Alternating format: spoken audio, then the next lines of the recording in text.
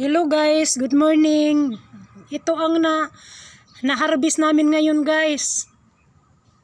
2 litos na basket, pichay, okra, sili na panigang, okra, talong, kunting talong lang guys, tsaka kalamansi, papayang hinog, sitaw. I-deliver po namin ito ngayon sa tindahan.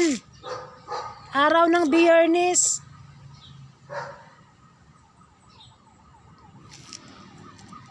At saka pati itong guys, itong nakabalot ng plastic. Ito, litos po ito. May nag-order sa amin. 7 kilos lang.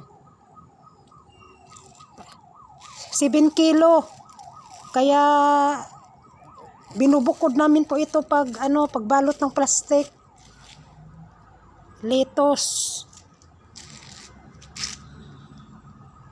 O sige guys, hanggang dito na lang tayo.